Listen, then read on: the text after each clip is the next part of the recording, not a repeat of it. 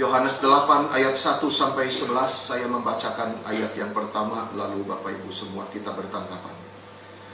Tetapi Yesus pergi ke Bukit Zaitun.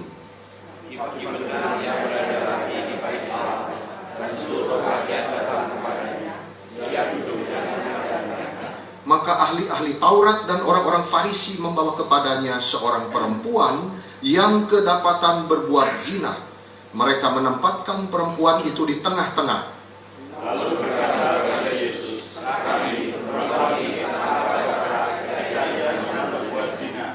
Musa dalam hukum Taurat memerintahkan kita untuk melempari perempuan-perempuan yang demikian. Apakah pendapatmu tentang hal itu? Mereka mengatakan hal itu untuk mencobai dia, supaya mereka berbuat sesuatu untuk menyalahkannya. Tetapi Yesus membungkuk lalu menulis jari-jarinya di tanah. Dan ketika mereka terus-menerus bertanya kepadanya, ia pun bangkit berdiri, lalu berkata kepada mereka, barang siapa di antara kamu tidak berdosa, hendaklah dia yang pertama melemparkan batu kepada perempuan itu. Lalu ia membungkuk pula dan menulis di tanah. Tetapi setelah mereka mendengar perkataan itu, pergilah mereka seorang demi seorang, mulai dari yang tertua. Akhirnya tinggallah Yesus seorang diri dengan perempuan itu yang tetap di tempatnya. Lalu Yesus bangkit berdiri dan berkata kepadanya, hai perempuan, di manakah mereka? Tidak adakah seorang yang menghukum engkau? Jawabnya, tidak ada Tuhan. Lalu kata Yesus, aku pun tidak menghukum engkau. Pergilah dan jangan berbuat dosa lagi mulai dari sekarang. Saudara, bagian ini mencatat tentang ahli-ahli Taurat dan orang-orang Farisi dengan perempuan yang berzina. Ini sebenarnya perikop-perikop ini yang sudah digambarkan dari Yohanes di awal ini, menggambarkan kondisi Israel yang menakutkan di zaman Yesus. Di pasal 7 saja, kalau kita melihat para pemimpin agama itu menyuruh penjaga-penjaga bait Allah untuk menangkap Yesus. Di pasal 6 tentang roti hidup, itu digambarkan umat Tuhan yang lapar, tetapi tidak ada hasrat untuk datang kepada roti hidup itu.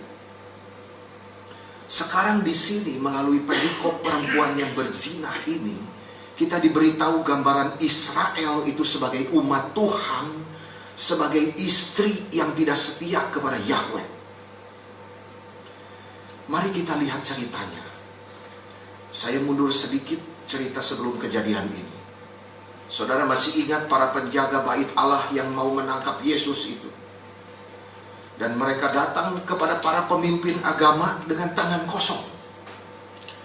Mereka heran, saudara. Kenapa mereka tidak jadi tangkap Yesus? Karena mereka kagum dengan pengajaran Yesus, sampai tidak berani menangkap Yesus. Mereka berkata, belum pernah seorang manusia berkata seperti orang itu. Lalu orang-orang Farisi dan imam kepala yang ada di situ juga mundur semua. Mereka menunda kesempatan yang baik lagi untuk menangkap Yesus. Mereka masing-masing pulang, termasuk orang-orang banyak yang berkumpul di bait Allah itu juga pergi masing-masing ke rumahnya. Baru masuk ayat 1. Tetapi Yesus pergi ke Bukit Zaitun. Ini dicatat sangat singkat, saudara, oleh Yohanes. Ya, tetapi kalau kita melihat Injil Lukas, ada tambahan informasi. Apa yang sebenarnya dikerjakan oleh Yesus di Bukit Zaitun? Ya, Lukas mencatat kalau Yesus itu siang hari mengajar di bait Allah. Lalu malam hari itu, dia pergi ke Bukit Zaitun untuk bermalam di situ. Bermalam di mana, saudara? Tidak diberikan secara detail. Tapi Yesus sendiri pernah berkata bahwa anak manusia itu tidak mempunyai tempat untuk apa, saudara? Meletakkan kepalanya. Jadi ini dicatat dengan indah oleh Yohanes di ayat 53 kalau saudara memperhatikan. Lalu mereka pulang masing-masing ke rumah. Semua orang punya rumah. Tetapi Yesus pergi ke Bukit Zaitun. Itu, saudara. Yesus tidak punya rumah di sana. Inilah artinya, saudara, 2 Korintus 8 itu. Dia yang kaya itu. Oleh karena kita jadi miskin. Di mana Yesus tinggal, saudara? Di Bukit Zaitun. Mungkin sekali tinggal di rumah Maria, Marta, dan Lazarus, di keluarga itu. Yang tempatnya memang dekat ke Bukit Zaitun. Jadi melalui ayat-ayat ini, firman Tuhan memberitahu kita bukan hanya tempat, tetapi juga soal waktu, saudara. Kenapa Yesus harus pergi meninggalkan kota ke tempat yang sepi? Ini dia bukan takut, saudara. Bukan ketakutan lalu dia sembunyi. Tapi dia peka akan waktu Bapaknya. Itu satu hal. Saya tidak mengelaborasi saudara soal waktu ini. Tetapi belum waktu untuk dia ditangkap. Belum waktunya untuk dia disalibkan. Ya. Ayat kedua, saudara mencatat. Yohanes mencatat pagi-pagi benar. Yesus sudah ada lagi di bait Allah. Ini luar biasa, saudara. Pagi-pagi benar itu apa sih, saudara? Mau menggambarkan apa? Itu menunjukkan awal dari hari. Ya, pagi-pagi benar, awal hari. Berarti Yesus itu selalu memulai harinya pergi ke bait Allah, bersekutu dengan Bapaknya. Selain tentunya, saudara-saudara, dia sering di bukit juga berdoa. Jadi dia menjadi teladan untuk kita semua mengikuti jejak kakinya ini. Karena Yesus berkata apa, saudara? Carilah dulu kerajaan Allah dan kebenarannya, maka semua akan ditambahkan kepadamu. Itu di perikop sebelum Yesus bicara ini, saudara. Jangan kamu khawatir, jangan kamu khawatir, gitu loh. Kenapa, saudara? Fokuslah kepada Tuhan. Cari dulu kerajaan Allah dan kebenarannya. Semua kekhawatiran itu hilang. Itu rahasianya, saudara-saudara. Jadi di sini terbukti apa yang Yesus khotbahkan dia kerjain sendiri. Pagi-pagi itu Yesus pergi ke bait Allah. Dan Yesus juga sering memulai harinya dengan berdoa di bukit atau di tempat-tempat yang sunyi. Saudara, apa yang firman Tuhan ajarkan dalam ayat yang sederhana ini? Kita harus memulai hari-hari kita dengan mencari wajah Tuhan, saudara-saudara. Karena waktu kita bangun tidur itu banyak sekali, saudara-saudara, cobaan, godaan, pikiran yang sudah nempel di kepala. Bagian ini justru mengajar kita, mendisiplin pikiran kita dengan memulai hari-hari kita mencari wajah Tuhan. Saudara. Dan janji firman Tuhan itu apa kepada orang-orang yang begini, saudara?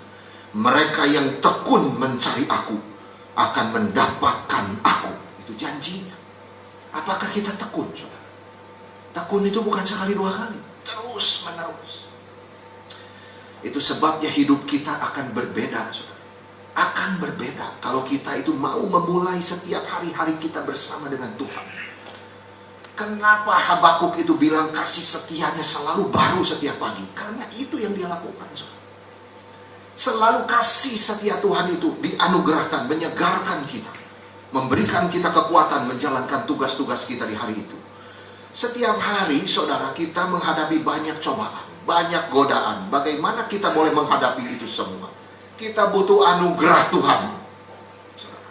Kita butuh kekuatan dan kesegaran yang baru setiap saat yang akan kita lalui di dalam hidup kita. Jam-jam itu terus maju. Dimulailah jam yang pertama kita bangun itu dengan bersama-sama Tuhan, bersekutu bersama Tuhan. Mohon Dia memberikan kita kesegaran, kekuatan. Itu ajaran yang pertama dari firman Tuhan. Lalu dilanjutkan, Yesus pergi ke bait Allah dan orang banyak itu datang kepada Dia. Dan seperti biasa dia duduk dan mengajar mereka. Saudara, bait Allah dan Bukit Zaitun itu menjadi tempat Yesus mendapatkan kekuatan. Tetapi juga itu bukan tempat dia menikmati diri dan melupakan tugas-tugasnya. Yesus mengajar orang banyak yang datang kepadanya. Jadi orang banyak itu digambarkan, saudara-saudara, dengan menggambarkan kita sebagai orang-orang dari segala lapisan sosial. Ya, orang banyak itu usianya bermacam-macam, saudara, sukunya, dan segala kondisi hati mereka. Itu mereka datang kepada Yesus dan berkumpul di situ. Dan Yesus duduk mengajar mereka. Saudara, kalau kitab suci itu seringkali mencatat Yesus itu berjalan, berdiri, di sini duduk. Kenapa duduk itu, saudara? Duduk itu ada kerendahan hati. Itu gambaran dari situasi, saudara. Suasananya, kelemah lembutan, dan anugerah Tuhan, saudara, di saat firman itu diajarkan itu. Jadi anugerah Tuhan yang diberikan itu ketika dia mengajar firman-Nya kepada orang banyak itu. Itu sebabnya, saudara, jikalau orang itu masih bisa belajar firman Tuhan, itu anugerah Tuhan yang besar. Kita tuh harus selalu melihat apa-apa dari tahta Tuhan, saudara. Ya, bukan hanya kita mendapat rezeki ini itu, bukan, saudara. Tapi belajar firman itu. Seperti Maria itu. Itu yang betul-betul saudara mendapat anugerah yang besar. Di mana Tuhan duduk mengajar kita. Itu luar biasa, saudara. Di tengah suasana itu, firman Tuhan mengabarkan, saudara, apa? Ahli Taurat, orang Farisi mencari gara-gara lagi. Seperti kita lihat di perikop-perikop sebelum ini, mereka memang sudah antipati. Mereka sudah benci, mereka sudah tidak suka kepada Yesus. Nah, bayangkan, saudara, di dalam suasana yang tenang, Yesus lagi mengajar, saudara, tiba-tiba mereka masuk mengganggu, ya, membuat keributan di situ. Kali ini membawa seorang perempuan yang tertangkap basah berbuat zina. Mereka bawa perempuan itu, lalu tempatkan di tengah-tengah Yesus sedang mengajar. Dari kata yang digunakan, saudara, perempuan itu, dia adalah seorang perempuan yang sudah menikah. Dan orang-orang yang membawa dia ke hadapan Yesus itu adalah orang-orang Sanhedrin, itu anggota Sanhedrin. Jadi Sanhedrin itu terdiri dari 3 kelompok, saudara. Imam kepala, ahli Taurat, dan orang-orang Farisi. Mereka orang pilihan semua. Pemimpin-pemimpin agama, 70 orang saja. Ya, saudara, mereka punya kuasa yang besar atas agama di dalam Yahudi itu. Dan mereka sekarang membawa perempuan yang tertangkap basah berzina itu kepada Yesus saat dia mengajar orang banyak. Sebenarnya mereka tidak perlu, saudara, di saat seperti itu masuk. Mereka bisa menunggu di waktu private.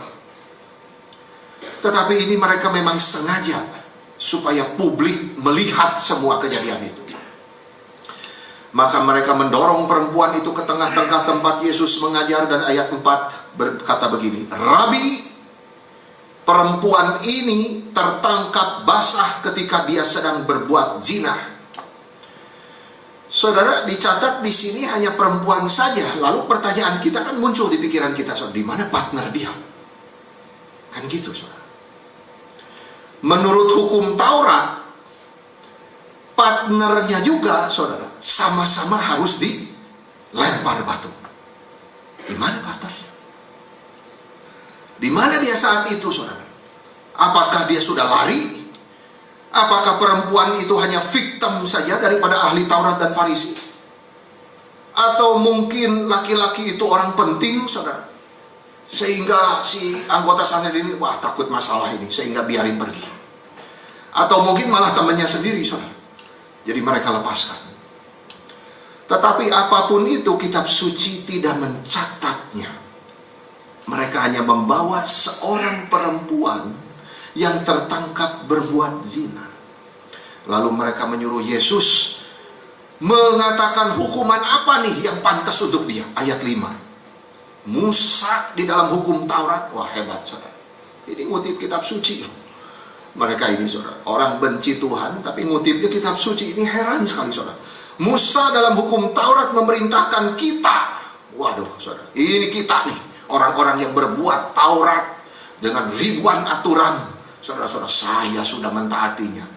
Jadi, dengar Yesus.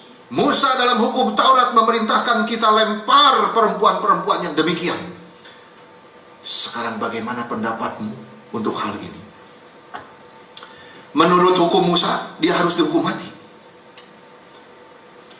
Tapi ayat 6 mencatat apa sebetulnya motivasi mereka itu, saudara. Mereka berkata hal itu untuk mencobai Yesus, supaya mereka mendapat sesuatu untuk menyalahkan Yesus. Jadi motifnya itu udah gak benar, saudara, dari awal. Mencobai Yesus itu, para pemimpin agama ini, saudara, pernah suruh penjaga bait Allah itu kan menangkap Yesus. Gagal, saudara. Nah sekarang, coba pakai cara yang lebih halus. Waduh saudara, ini orang-orang dipakai setan itu luar biasa. Dia pakai cara yang keras tidak bisa. Sekarang saya coba pakai cara yang halus. Jadi istilahnya saudara, singa yang mengaum-ngaum itu sudah gagal nih. Para penjaga yang hebat-hebat, besar-besar, tangkap, gagal. Sekarang coba saya mau pakai tipu muslihat, ular.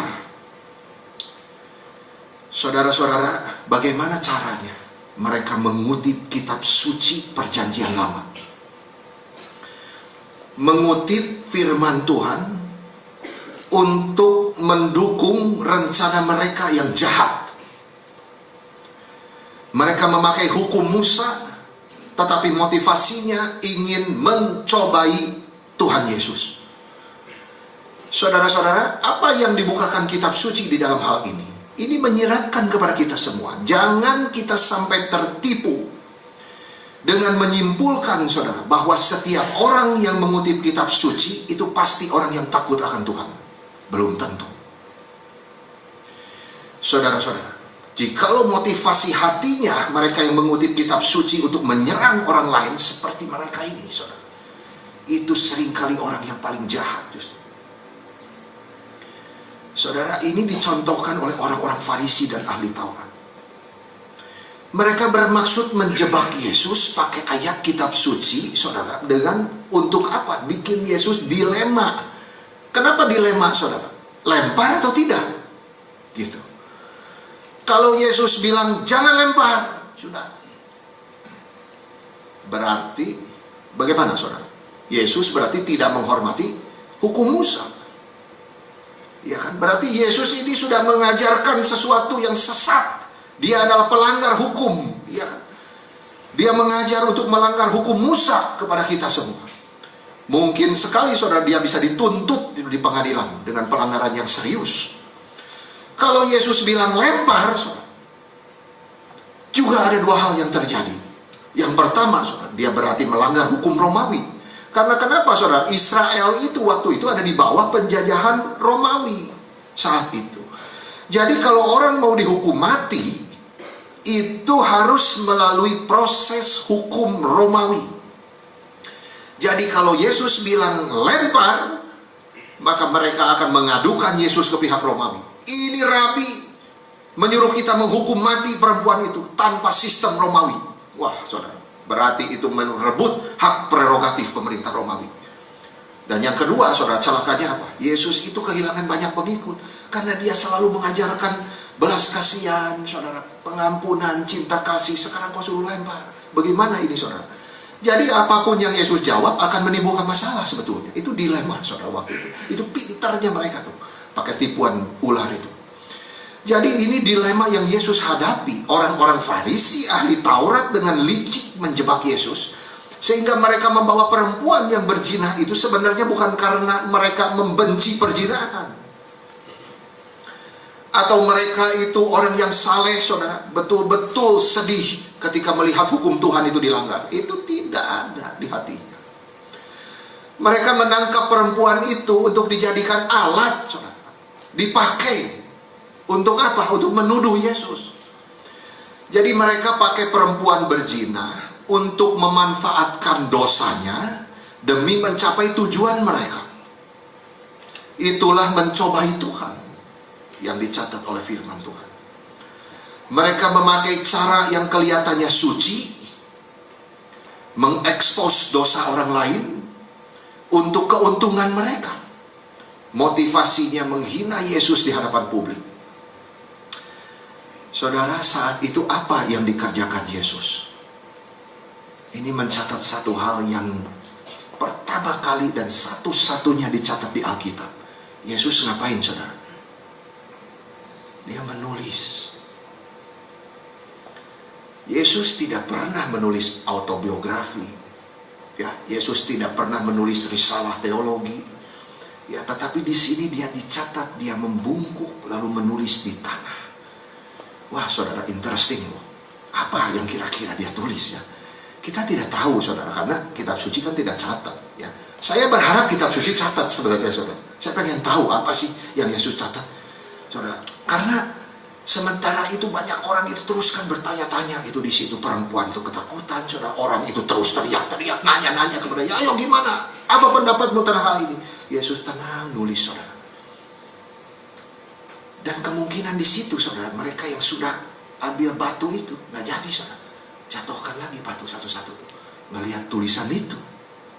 Sebelum Yesus bicara kalimat selanjutnya, saudara. Jadi apa sebenarnya, saudara, kalau kita mau berkira-kira gitu ya, apa sih sebabnya yang Tuhan tulisin itu apa sebenarnya? Mungkin itu dosa-dosa yang mereka perbuat, saudara. Karena Tuhan itu mengetahui isi hati manusia. Dosa yang mereka sembunyikan di hati mereka, saudara. Kenapa Yesus bisa tahu? Dan dia menuliskan dengan jarinya itu di tanah, saudara. Dan kitab suci mencatat ketika mereka terus bertanya kepada Yesus, maka Yesus berdiri. Dia berhenti menulis, dia berdiri dan berkata kepada Farisi dan ahli Taurat itu, barang siapa di antara kamu tidak berdosa, hendaklah dia yang pertama melemparkan batu kepada perempuan itu. Wah, saudara, jawabannya benar-benar bijaksana. Ya, tidak suruh lempar saja, tidak juga suruh jangan lempar, saudara. Jadi benar-benar Yesus itu luar biasa, saudara. Kalimat barang siapa yang tidak berdosa, silakan lempar dulu. Ini, saudara, hanya satu orang di kumpulan itu yang tidak berdosa. Siapa, saudara? Ya Yesus sendiri. Hanya dia yang layak sebenarnya untuk melempar perempuan itu. Kalau saja Yesus, saudara, menghakimi dosa perempuan itu dan melempar dia dengan batu, dia punya hak penuh melakukan itu. Tapi Yesus tidak melakukan itu. Itu yang kitab suci catat, saudara. Luar biasa. Yesus yang paling suci, yang paling layak menghukum perempuan itu, ternyata tidak melakukannya. Terpujilah Tuhan kita, saudara. Kenapa?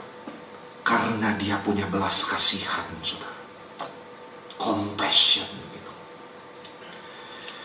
Dia mengatakan kepada perempuan yang saat itu mungkin sudah getar tangannya, saudara, hatinya itu. Dia berkata begini, aku tidak menghukum engkau. Pergi, jangan berdosa lagi. Di sini, saudara, perhatikan ya. Yesus tidak berkata, oh tidak masalah, saya ampuni dosamu, teruskan saja yang kamu lakukan. Tidak, saudara. Dia berkata, jangan berbuat dosa lagi mulai dari sekarang. Inilah yang penting, saudara. Bukan masa lalu, tapi apa yang ada di depan. Masa lalu itu sudah kuampuni semua. Pergilah, jangan berbuat dosa lagi. Di sini Yesus memberi perempuan itu pilihan, saudara. Yesus memberi perempuan itu kesempatan kedua. Kitab suci tidak memberitahukan kita apa yang perempuan itu lakukan dengan kesempatan itu. Ya, berhenti cerita itu di situ, saudara. Supaya apa? Supaya dia menjadi gambaran buat kita semua sekarang. Jadi pertanyaannya bagi kita itu adalah apa yang kita lakukan dengan kesempatan kedua yang Tuhan berikan. Kesempatan ketiga, keempat, kelima, bahkan sampai ke-100 yang sudah diberikan Tuhan kepada kita. Apakah kita sudah makin percaya kepada Dia? Sudah mengikuti jalan Dia? Sudah melayani Dia dengan makin sungguh-sungguh? Saudara, seperti perempuan itu, cerita hidup kita itu belum selesai. Tuhan masih terus memberikan kesempatan demi kesempatan. Kita itu hidup di dalam anugerah, saudara. Betul-betul anugerah dan cinta Tuhan. Setiap hari, saudara, hidup di dalam pertobatan, hidup di dalam cinta Tuhan dan anugerah. Itu menjadi gambaran bagaimana seorang berdosa itu berdiri di hadapan Tuhan Yesus yang kudus. Sulit, saudara, ketika orang berdosa itu berhadapan muka dengan Yesus itu. Tetapi kita berani, saudara, menghadapi Yesus, memohonkan ampunan setiap kali bagi dosa-dosa kita. Karena Yesus berkata seperti ini, saudara, aku juga tidak menghukum engkau. Pergi, jangan berbuat dosa lagi.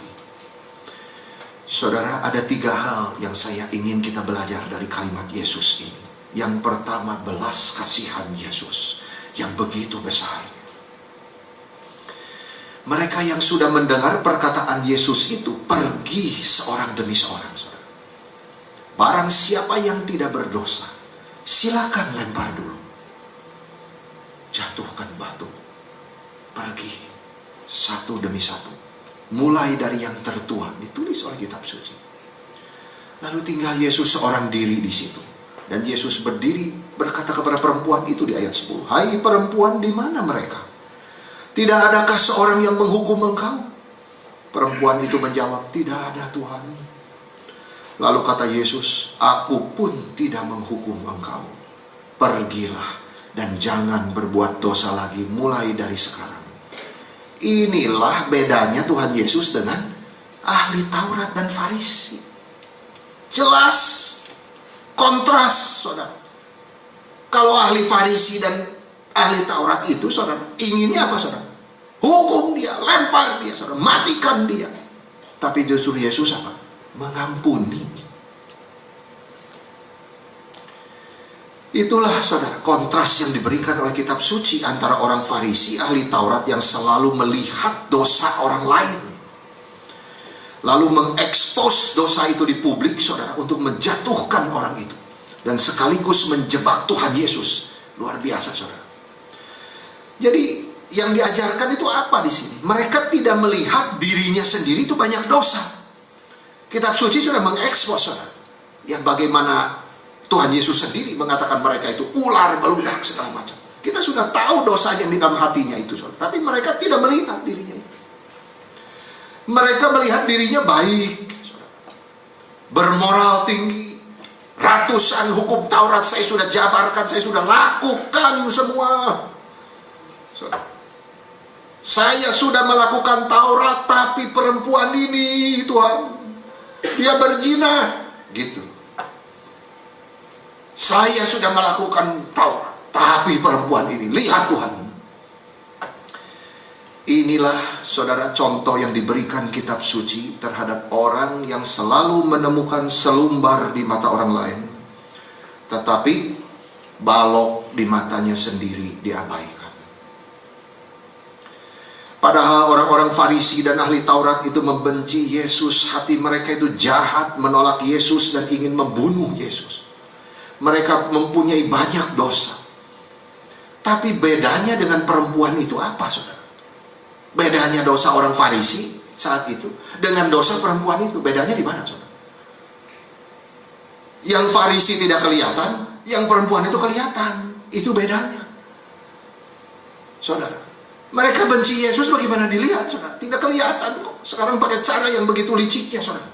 Mereka tidak bisa lihat, tapi ini tertangkap basah, berzina, ini dosa. Saudara, mereka tidak bisa ditangkap karena membenci, ya, karena punya keinginan membunuh itu. Tidak bisa, saudara. Dan itu sebenarnya lebih besar daripada dosa yang mereka lihat itu. Perzinahan itu memang dosa, saudara. Tetapi jangan lupa, kebencian juga adalah dosa besar yang juga tidak kelihatan. Orang yang membenci itu mungkin sudah membunuh orang lain itu. Maka celakalah kita, saudara, kalau hanya melihat dosa ini itu di hadapan orang lain, saudara, tapi tidak melihat dosa sendiri di hati.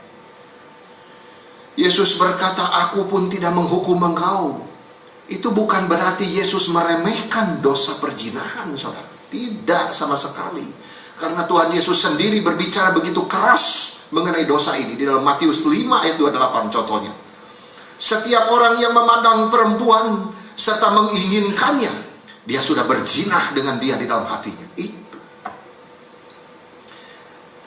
Yesus mengajar bahwa dengan pandangan mata dan di pikiran saja yang tidak kelihatan itu, saudara, kamu sudah berdosa sama dengan melakukannya. Matius 19 ayat 6, apa yang telah dipersatukan Allah tidak boleh diceraikan manusia. Yesus berbicara lebih keras daripada siapapun, saudara, mengenai kesucian pernikahan. Yesus tahu perzinahan itu berdosa. Tetapi sekarang Yesus berkata apa, saudara? Aku tidak menghukum engkau. Pergilah, jangan berbuat dosa lagi. Tuhan Yesus tidak menghukum perempuan yang berdosa itu. Dia mencintai perempuan itu. Dia mengampuninya. Berapapun besar dosanya, saudara. Tapi jangan berdosa lagi. Yesus memberi dia kesempatan kedua, sehingga perempuan itu bisa mulai lagi dari awal. Di sini Yesus menjadi teladan bagi kita, saudara, di dalam belas kasihan. Kepada siapa kita tunjukkan belas kasihan kita, saudara? Kita bisa mempunyai sikap seperti orang Farisi dan ahli Taurat itu. Nih Tuhan, perempuan ini tertangkap basah, berbuat zina. Saudara, kita tidak mau menjadi orang Farisi zaman modern, ya, yang sukanya menghakimi, menunjuk dosa orang lain, memperhatikan setiap, saudara, kesalahan orang lain, sementara bangga dengan kebaikan diri. Lihat perempuan itu. Kita mau belajar dari Yesus yang justru kalimatnya itu menyegarkan, menyembuhkan, memulihkan, menguatkan, saudara. Yesus yang tidak berdosa itu, yang berhak melempar itu, justru tidak menunjuk dosa perempuan itu. Yesus malah menunjukkan belas kasihannya, dia mengampuni. Ini yang harus menjadi teladan bagi kita. Mempunyai compassion, belas kasihan terhadap orang berdosa. Menunjukkan anugerah Tuhan yang sudah lebih dulu memberi kita anugerah. Marilah saudara kita mengikuti Yesus, belajar mengampuni orang lain yang bersalah kepada kita. Tuhan sudah memberi kita belas kasihan. Berapa ratus kali kita diberi kesempatan kedua oleh Tuhan ketika kita sudah berdosa. Apakah kita juga mau belajar memberi pengampunan kepada orang lain yang bersalah kepada kita? Yang kedua, saudara, di dalam kalimat Yesus itu, apa yang kita belajar? Kekuatan hati nurani. Saudara, ahli-ahli Taurat dan orang Farisi ketika dengar perkataan Yesus, barang siapa tidak berdosa, silakan lempar dulu. Waduh, langsung hati nurani mereka menegur, saudara. Lalu mereka satu persatu pergi, mulai dari yang tertua sampai habis. Saudara, kalimat Tuhan Yesus itu menyatakan satu kuasa yang luar biasa atas hati nurani yang tidak beres. Orang yang begitu jahat dan keras seperti mereka, saudara, tetap tidak bisa lari dari teguran hati nurani. Orang-orang Farisi dan ahli Taurat itu diberi peringatan yang keras oleh hati nurani. Jadi hati nurani itu, saudara, Tuhan menciptakan di dalam setiap diri kita. Ketika manusia itu diciptakan dari debu tanah, menurut gambarnya, lalu Tuhan menghembuskan nafas hidup itu ke dalam diri manusia. Sehingga mulai hari itu, saudara, kemanapun manusia itu pergi, hati nurani itu terus mengikuti dia. Dan hati nurani itu terus berfungsi luar biasa di dalam diri kita. Hati nurani itu menjadi bagian yang penting di dalam manusia rohaniah kita. Itu memainkan peranan yang paling menonjol di dalam kehidupan kerohanian kita, saudara. Hati nurani memang tidak menyelamatkan kita. Hati nurani tidak membawa kita kepada Kristus. Hati nurani tidak bisa membawa kita ke surga. Tapi hati nurani tidak boleh diremehkan. Hati nurani itu penting sekali, saudara. Karena hati nurani sudah dicipta Tuhan menjadi sahabat baik kita. Orang lain tidak tahu dosa kita, hati nurani tahu. Hati nurani menjadi sahabat kita, saudara. Pemazmur di dalam Mazmur 16 bilang begini, pada waktu malam Hati nuraniku mengajari aku. Waduh, saudara. Waktu malam-malam itu kita diingetin dosa kita, kesalahan kita. Oleh siapa, saudara? Oleh Tuhan, melalui hati nurani kita. Jadi jangan diabaikan, saudara. Kalau kita abaikan hati nurani kita yang menegur, saudara, ya, yang menyatakan kesalahan itu, lama-lama hati nuraninya jadi kebal. Tidak peka lagi, saudara. Jadi hati itu harus dijaga. Ya, saudara, jagalah hatimu dengan segala kewaspadaan itu. Itu hati nurani itu, saudara. Karena dialah yang memberi kita pertimbangan. Dialah yang memperingatkan kita kalau kita sudah bersalah. Dialah yang menegur kita kalau sudah berdosa. Kita harus peka mendengar suara hati nurani yang bersih, saudara. Karena itu yang sudah dipengaruhi Roh Kudus. Roh Kudus berbicara kepada kita melalui hati nurani kita yang murni dan bersih.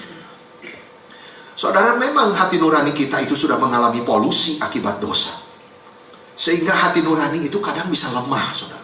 Hati nurani kita sering dituliskan dalam kitab suci, hati nuranimu lemah, ya kamu makan daging persembahan dan lain sebagainya, saudara-saudara. Jadi hati nurani itu, saudara-saudara, bagaimana supaya kita tetap menjaga itu? Kita harus selalu memohon Tuhan menjaga hati nurani kita itu, bahasanya, saudara, tetap bersih dan murni, sehingga dia bisa menjadi sahabat kita yang jujur, saudara. Kalau kita sudah sombong, diingetin. Ya, kalau kita sudah terlalu minder, diingetin sama dia. Gitu. Jadi berbahagialah orang yang menjaga hati nuraninya itu tetap murni, bersih, saudara. Bagaimana? Ya berdoa, minta Tuhan supaya kita senantiasa dicerahkan hati nuraninya oleh Roh Kudus, oleh firman Tuhan, saudara, dan dibersihkan oleh darah Kristus. Itu orang paling bahagia, saudara. Jangan lupa hati nurani kita, itu teman kita paling baik, saudara. Marilah kita mohon kepada Tuhan. Oh Tuhan, tolong aku memiliki hati nurani yang murni seperti Kristus. Hatinya bersih, saudara. Kalau hati kita seperti Kristus, berarti kita membenci apa yang dia benci, dan kita akan mencintai apa yang dia cintai. Jadi firman Tuhan itu seringkali berkata, hati nurani yang murni, hati nurani yang baik, itu yaitu hati yang selalu taat, saudara. Kita rangkumkan menjadi 3, ya. Hati nurani yang murni itu apa? Taat firman Tuhan, dipenuhi ucapan syukur, dan keinginan hidup suci. 3. Itu hati nuraninya bersih, saudara. Taat firman, selalu bersyukur, belajar bersyukur, saudara. Pasti kan banyak godaannya. Kalau orang mau belajar bersyukur itu pasti banyak godaannya kan, saudara. Ya, sehingga dia banyak mengeluh di hari itu, ada banyak, saudara, pasti. Kalau tidak ada godaannya, saudara, bagaimana belajar bersyukur? Ya tidak bisa. Justru orang dikocoh oleh Tuhan itu luar biasa, saudara. Ya, pengalaman hidupnya cobaan supaya dia belajar bersyukur. Itu firman Tuhan. Senantiasa bersyukur kamu. Ucaplah syukur senantiasa dalam nama Tuhan Yesus Kristus kepada Allah dan Bapa kita. Itu ajaran Tuhan. Jadi saudara, mari kita sama-sama menjaga hati kita bersih. Kesatu, taat firman. Ya, belajar firman. Kedua, apa saudara? Bersyukur, belajar bersyukur. Dan ketiga itu, hidup suci. Hidup suci, saudara. Tinggalkan dosa. Yang ketiga, apa yang diajarkan dari kalimat Tuhan, saudara? Pertobatan sejati. Kalau kita berada di situ saat itu, saudara, coba kita bayangkan, ya. Ini yang terakhir, saudara. Kalau kita berada di situ saat itu, kita akan ikut kelompok yang mana? Apakah kita akan menjadi seperti orang banyak yang menyaksikan pengampunan, tapi kita sendiri tidak mau diampuni? Akhirnya kan pergi satu-satu. Atau kita mau jadi seperti para pemimpin agama itu, ya, yang punya dosa sama-sama seperti perempuan itu, saudara, tapi akhirnya pergi juga meninggalkan Yesus tanpa mendapat pengampunan. Atau kita menjadi seperti perempuan itu yang diampuni oleh Yesus. Siapa di antara kita yang tidak berdosa, saudara? Ketika Tuhan Yesus berkata kepada perempuan berdosa itu, aku pun tidak menghukum engkau, Tuhan Yesus menyuruh perempuan itu pergi dan jangan berdosa lagi. saudara, kita harus mengingat pengajaran ini. Inti daripada pertobatan yang sejati itu adalah meninggalkan dosa. Itu. Kalau kita cuma merasa menyesal, atau kita sudah berkata-kata, mengaku, berharap, saudara, itu tidak ada gunanya. Itu pertobatan, itu satu tindakan, saudara, yang real. Dan itu menuju kehidupan, saudara.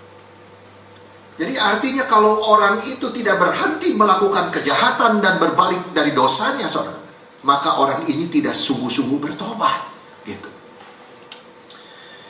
Saudara, apakah kita sudah sungguh-sungguh bertobat kepada Tuhan? Apakah kita sungguh-sungguh tahu dosa itu harusnya membuat kita bersedih? Karena itu yang membuat Tuhan dipaku di atas kayu salib. Tetapi pertobatan itu menghasilkan sukacita di surga. Berapa besarnya dosa kita, kalau kita bertobat pasti Tuhan mengampuni. Itu anugerahnya yang juga ditunjukkan kepada perempuan itu. Saudara, bayangkan Tuhan Yesus itu satu-satu yang berhak menghukum perempuan itu, tapi dia tidak mengerjakan itu. Karena dia berkata, saudara, aku datang bukan untuk menghakimi, tetapi untuk menyelamatkan. Luar biasa, saudara. Kita diajar, saudara, keselamatan itu gratis. Betul, saudara, keselamatan itu gratis. Tapi gratis itu, saudara, karena sudah ada yang bayar. Yang bayar siapa, saudara? Tuhan kita, Yesus Kristus. Dia yang sudah membayar untuk kita dengan darah yang mahal itu. Dan Yesus berkata, aku mengampunimu. Karena itu berhentilah berbuat dosa. Berapa kali kita berubah setia kepada Tuhan, saudara? Tetap Tuhan setia kepada kita. Marilah kita mengintrospeksi diri kita masing-masing dan meninggalkan dosa. Jikalau kita pernah berjudi, pernah melacur, sombong, iri, tidak jujur, korupsi, Tuhan tahu apa yang pernah kita kerjakan, saudara. Tetapi dia tetap memberikan anugerahnya kepada kita. Aku tidak menghukum engkau. Pergilah, jangan berdosa lagi. Itu sebabnya kita bisa minta pengampunan dari Tuhan, saudara. Dan jangan berdosa lagi. Semua yang sudah menerima anugerah pengampunan itu pasti bersukacita meninggalkan dosa-dosanya. Minta Tuhan, saudara, Tuhan tolong penuhilah hatiku. Kabulkanlah permohonanku ini. Tolong aku, Tuhan, ubahkan hatiku berbalik dari yang salah, berjalan di dalam hidup yang baru. Kiranya Tuhan menolong kita semua, saudara-saudara, untuk mempunyai pertobatan yang sejati kepada Tuhan. Amin.